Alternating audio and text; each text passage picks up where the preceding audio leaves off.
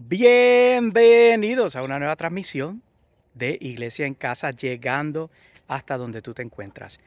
Hoy tengo una introducción especial porque voy a estar compartiendo con ustedes una prédica que no es nueva. La prediqué hace alrededor de 2 años, pero en estos días estaba pensando en ella y busqué el video y la verdad que me senté a verlo junto a mi familia y fue de mucha bendición para mi vida, para esta temporada que estamos viviendo. Y quiero compartirla contigo. Sentí de parte del Señor compartirla con ustedes, aquellos que me escuchan por el podcast, aquellos que me escuchan por las distintas plataformas de podcast, aquellos que también nos miran por video y por los canales de YouTube. Y si usted escucha gallinas, es que estoy en el patio y las gallinas están afuera disfrutando de un día hermoso, pero quería aprovechar para hacer la introducción de esta edición especial de Iglesia en Casa. Sean todos bendecidos y ahora disfruta de esta palabra. Espero que en el nombre de Jesús bendiga tu vida. Sí, entramos a la palabra y oramos al Señor. Padre, en el nombre de Jesús, gracias, Señor, por tus hijos, Padre, que llegan, Señor, a escuchar tu voz. Padre, por las personas que nos sintonizan para escuchar tu voz, para escuchar tu palabra, Señor. No son mis palabras, son tu palabra, Señor. Padre, en el nombre de Jesús yo te pido que les hables a tus hijos, les traigas respuesta, dirección, Señor, manifestación, libertad, Padre, convencimiento, convicción, Padre. Los hagas libres, Padre, y que los invites, Padre, a tener una intimidad más profunda contigo. Despierta el hambre de tu pueblo, Señor, por tu presencia, Padre. En el nombre de Jesús yo te pido que me utilices una vez más, Señor, para exponer tu palabra, Padre, para que donde mi voz alcance y esta imagen llegue, Padre, sea tu palabra exaltada, Padre, sea tu manifestación exaltada en el nombre de Jesús, Señor. Yo te doy gracias, gloria y honra. Amén y amén. Aleluya. Oh, gloria sea el nombre del Señor. Creo que un momento atrás yo les estaba comentando en algún tiempo sobre lo mucho que a mí me gusta recibir cartas, y que yo les contaba que cuando adolescente me gustaba mucho ir al buzón a ver a quién había escrito. Cuando yo digo esto, estaba recordando que en ese tiempo no había el mensaje de texto, y no había las redes sociales, no había el email, estaba naciendo y no todo el mundo tenía acceso a él. Así que la oportunidad de recibir correspondencia a través de otro medio que no fuesen las cartas escritas era un tanto remota. Y yo recuerdo que en la actualidad todavía es así. Los buzones de la casa donde viven mis padres no están frente a la casa como tenemos aquí la mayoría, sino que había que llegar a caminar o ir en auto hasta ese lugar donde se encontraban todos los buzones para recolectar las cartas. Y yo me emocionaba porque yo quería que me escribiesen. De hecho, aquí una confesión: yo me suscribía a cuanto catálogo gratis apareciera para tan solo recibir algo vía correo. Y entonces recuerdo que había un catálogo que era bien grande, que se llamaba, deja ver cómo se llama, era de computadora, de piezas de computadora, cuando las computadoras estaban saliendo, y parecía las páginas amarillas, era súper grueso, y a mí me llegaba ese libro y me emocionaba porque me sentía que alguien estaba interesado en mí. Entonces yo siempre le he encontrado una belleza especial a las cartas personalizadas, especialmente si son escritas a mano, tú sabes, a puño y letra del autor. Y hablando de cartas, yo quiero decirte o hablarte de una dinámica, Amari, que yo aprendí cuando yo era joven, que trataba de cartas, y la dinámica era la siguiente. Yo recuerdo que al grupo de personas, en este caso éramos jóvenes, se nos entregaba un pedazo de papel y algo con que escribir, y se nos distanciaba y se nos pedía que escribiésemos una carta dirigida hacia nosotros mismos, pero la característica de esa carta era que debía de venir de parte de Dios.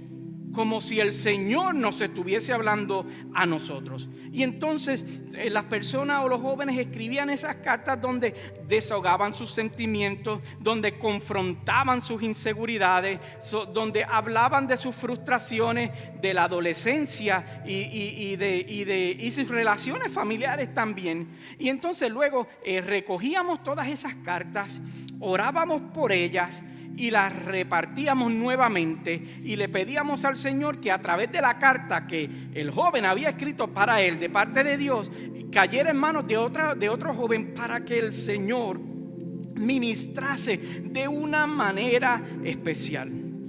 Los testimonios siempre resaltaban cómo usted veía a esos jóvenes compungidos, confrontados, consolados a través de esa experiencia de haber recibido una carta que parecía provenir de parte de Dios a través de la influencia del Espíritu Santo en la vida de esos mismos jóvenes. De hecho, así mismo ocurre en las Escrituras, porque sabías que de los 27 libros que hay en el Nuevo Testamento, alrededor de 21 son cartas.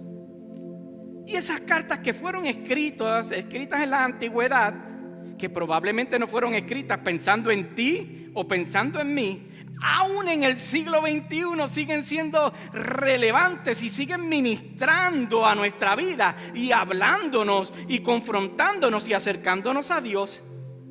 ¿No es eso poderoso?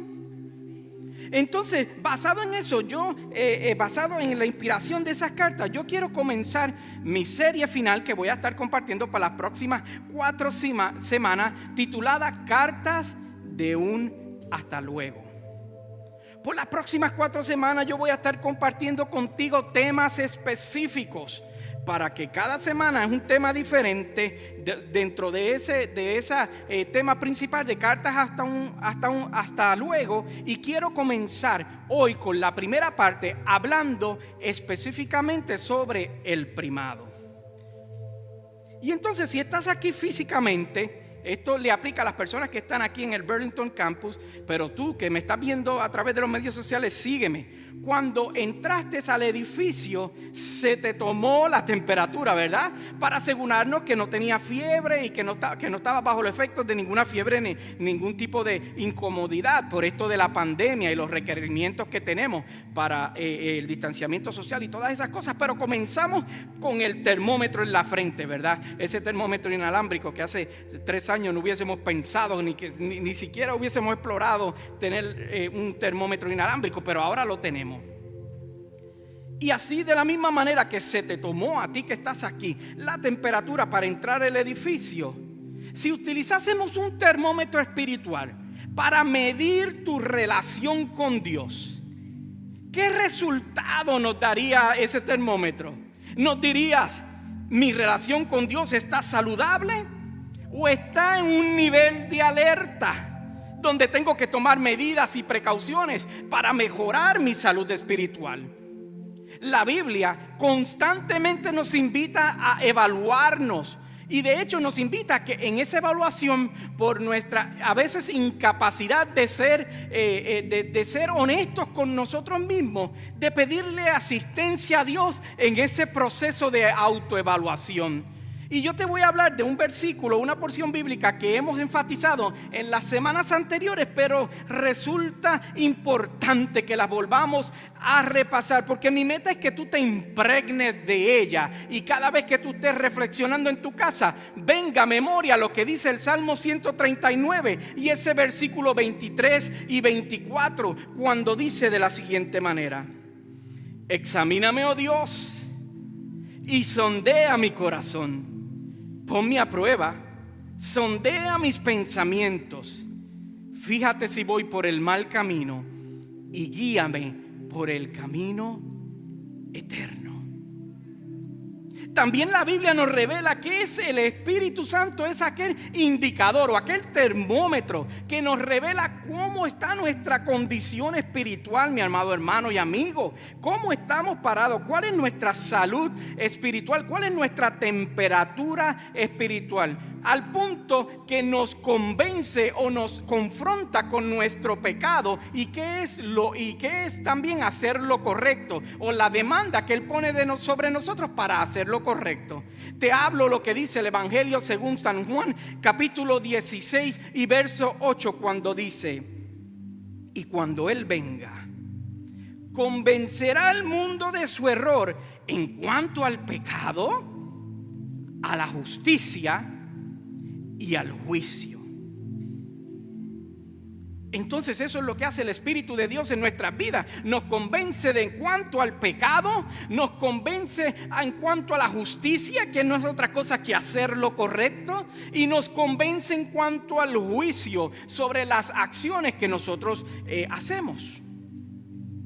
Esta semana yo hablaba con una persona que me decía cómo mucho pesar tenía, cómo se sentía, tenía convicción y cómo se sentía confrontado, porque en ocasiones me decía, perdía de perspectiva que las bendiciones y la gracia y el favor de Dios estaba sobre su vida y que no provenía de su propio esfuerzo, sino que provenía del Señor.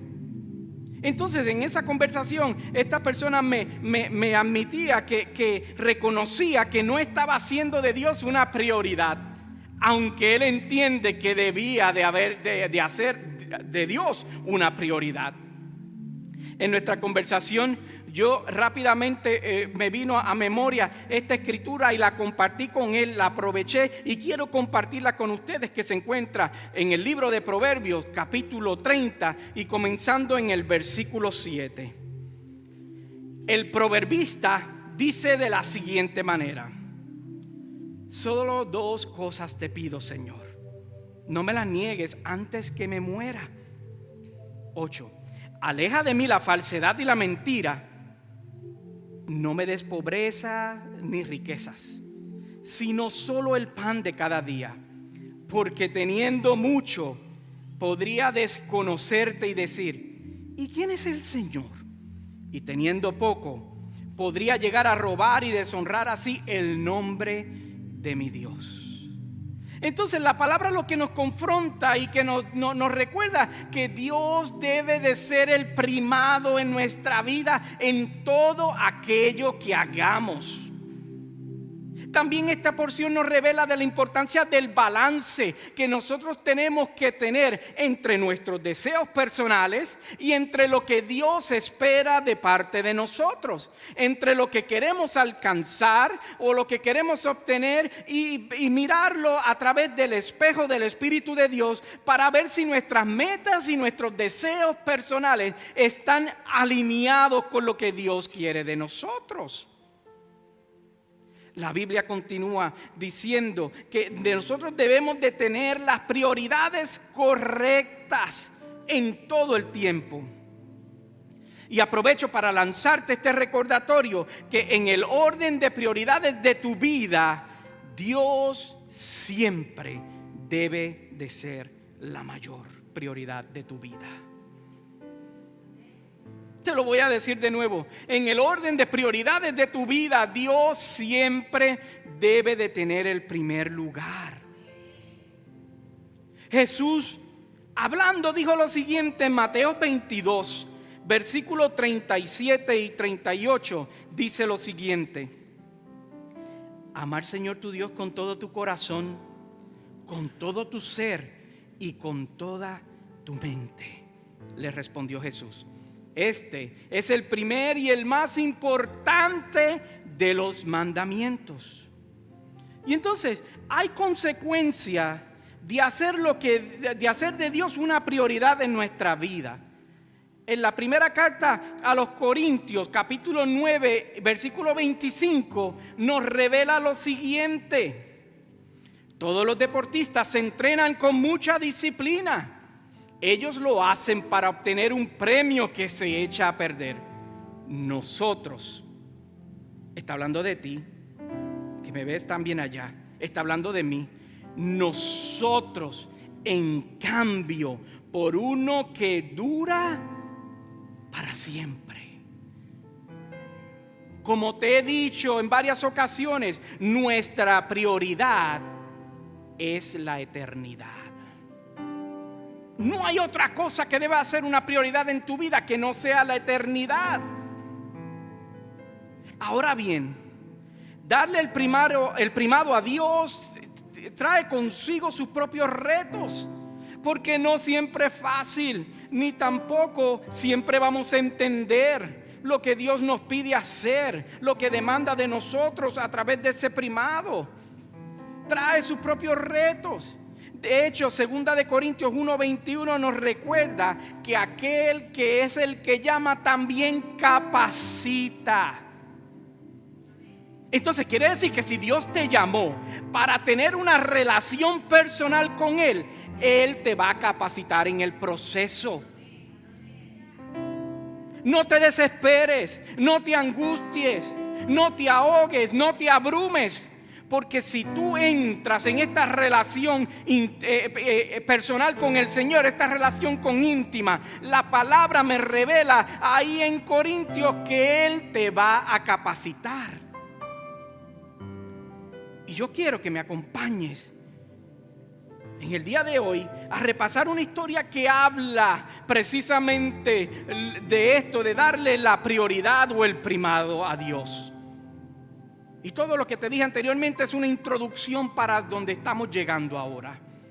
Y quiero que me acompañes al Antiguo Testamento, específicamente al libro de Reyes, capítulo 17.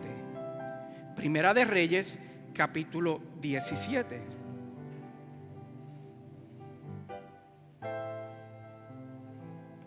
Comenzando en el versículo 7. Y leemos en el nombre del Padre, del Hijo y del Espíritu Santo. Y la iglesia dice, amén. Allá en tu casa di, amén. Algún tiempo después, se secó el arroyo porque no había llovido en el país. Entonces la palabra del Señor vino a él con este mensaje: ve ahora a Sarepta de Sidón y permanece allí. A una viuda de ese lugar le he ordenado darte de comer. Fíjate bien lo que las escrituras nos revela, que una viuda de ese lugar, precisamente Dios le había ordenado que le diera de comer al profeta. Recuerda ese pensamiento. Y continuamos con el versículo 10.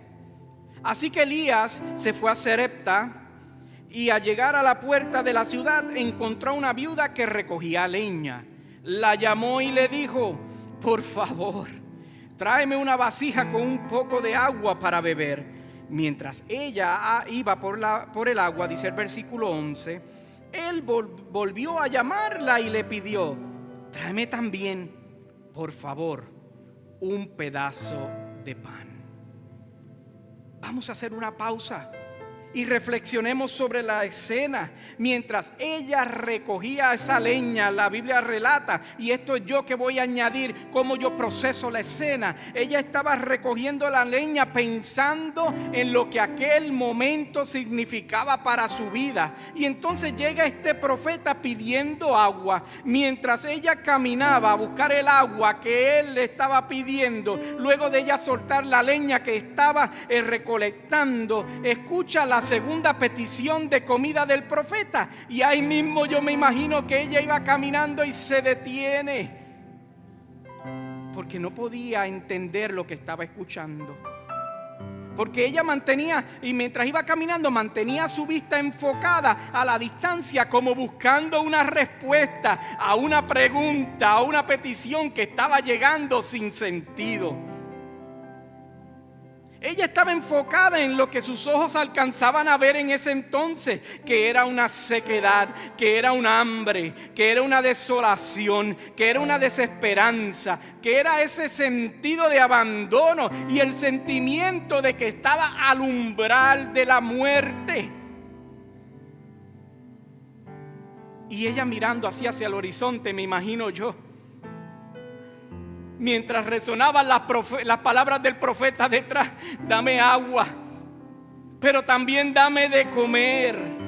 Esas palabras del profeta martillaban su ser tan fuerte que le llegaban a lo profundo de su alma.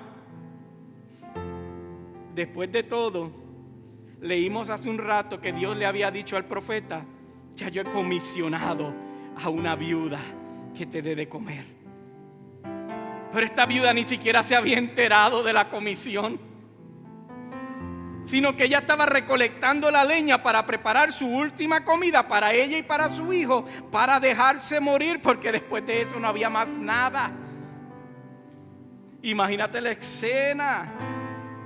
Y llega este profeta mientras ella recoge leña. Yo me imagino que él se sienta en un banquito. La Biblia relata la entrada de la ciudad. Se sienta en un banquito y le dice: mira a ti que estás recogiendo la leña, suelta la leña por un instante y ve y dame agua.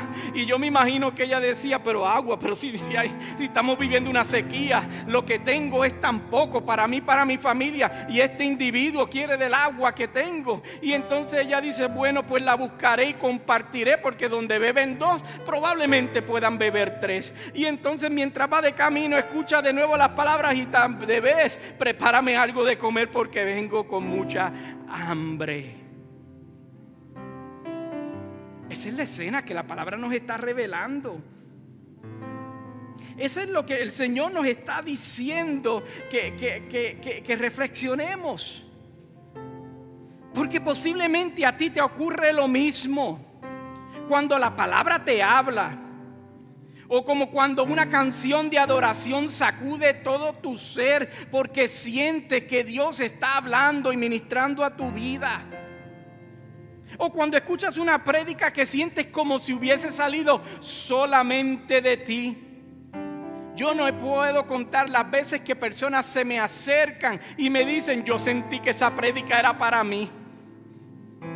Porque eso es lo que provoca la palabra. No entiendes, pero como que sabes y sientes que Dios te está hablando a tu vida y te está confrontando, o te está dando aliento, o te está corrigiendo, o se te está revelando a tu vida. Cientos de pensamientos corrían por como un torrente de agua sobre la vida de esta viuda. Se pasaba todo lo que estaba viviendo. Mientras salía a hacer eso, pensaba, a buscar el agua, pensaba: bueno, pues me da tiempo de buscarle agua a porque ¿qué es lo que me resta? Si me voy a morir, lo que me resta es la muerte. Su cabeza procesaba, preguntándose cómo responder a esta petición de este extraño que acababa de llegar y estaba pidiéndole a ella lo último que le quedaba: un poco de harina, aceite y un sorbo de agua.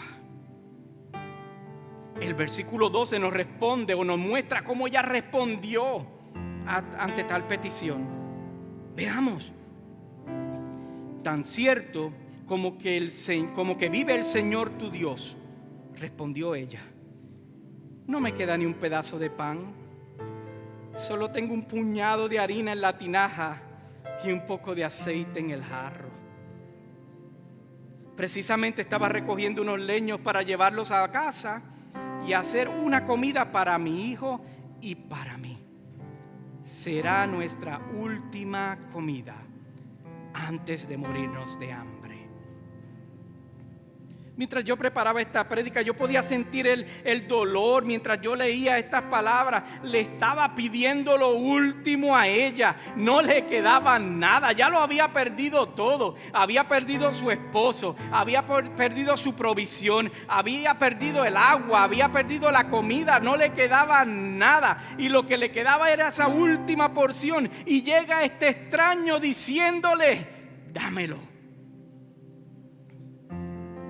Y entonces yo quiero hablarte a ti que sientes que lo has perdido todo, que sientes que has perdido tu finanza, que sientes que has perdido tu trabajo, que sientes que has perdido tu familia, que sientes que has perdido tu matrimonio, que sientes que has perdido tus hijos, que sientes que has perdido tu salud, que sientes que has perdido hasta tus emociones, que sientes que has perdido tu paz, que sientes que no te queda nada y solo lo que te queda es un suspiro de vida antes de tirarte a morirte. Hoy Dios te dice: yo quiero ese suspiro que te queda. Yo lo quiero. Quiero ese suspiro que te queda. El versículo 13, la palabra nos continúa revelando: no temas, no tengas miedo, le dijo Elías. Vuelve a casa y haz lo que pensabas hacer. Pero antes de que te vayas a morir, antes de que prepares la última comida para morirte, para tirarte a morir, dame el primado a mí. Pero antes prepárame un panecillo con lo que tienes y tráemelo. Luego haz algo para ti y para tu hijo. Así es Dios. Así mismo es Dios, Doris. Cuando tú crees que tú estás al final, cuando tú crees que lo que te espera es perderlo todo, llega diciéndote: no tengas miedo. Así es Él. Y luego te dice: dame de tu nada y yo te daré de mi todo. Así es Él. Así es Él, mis amados hermanos. Dame lo que te queda de esa harina de incertidumbre. Dame de lo que te queda de ese aceite de tu dolor. Dámelo. Haz de mí tu prioridad y dame las primicias. Y verás lo que soy capaz de hacer con tu nada. Hoy el Señor te está hablando. Hoy el Señor te está confrontando. Y hoy el Señor te dice: estoy presente en tu vida. Soy real en tu vida.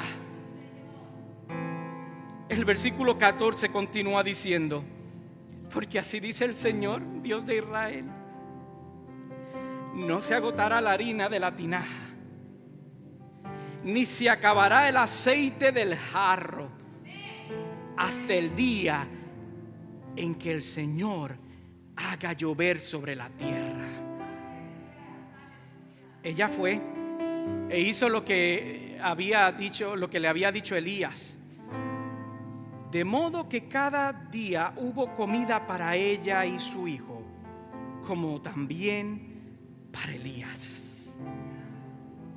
Y tal como la palabra del Señor le había anunciado por medio de Elías, no se agotó la harina de la tinaja, ni se acabó el aceite del jarro.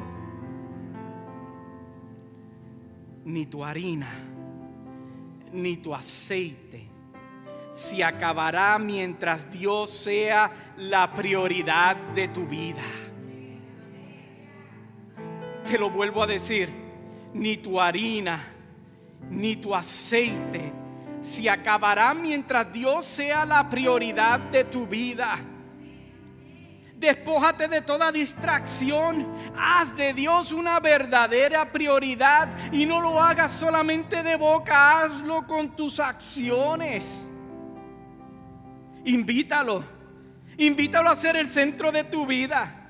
Dale tus primicias.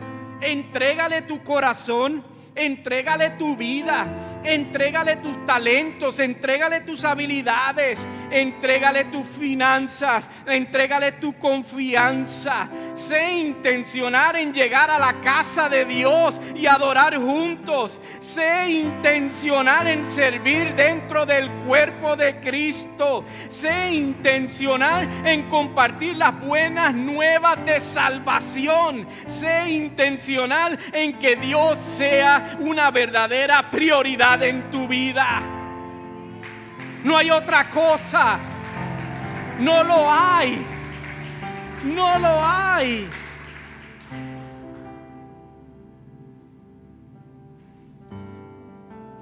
Madura espiritualmente para que salgas de esas inconsistencias. Madura emocionalmente y espiritualmente para que salgas de esas inconsistencias que no te permiten estar firmes en la fe. Esas fluctuaciones en tu vida no son otra cosa que inmadurez espiritual. Y hoy el Señor nos confronta, porque al fin de todo, Él fue el que dijo lo que nos dice la palabra en Mateo 6:33, cuando dicen: más bien, busquen primeramente el reino de Dios y su justicia, y todas estas cosas les serán. ¿Qué les serán, iglesia? ¿Qué les serán? ¿Cómo es? Entonces, si le damos el primado a Dios, si hacemos de Dios una prioridad, todo lo demás será añadido. Puestos de pies. Aleluya.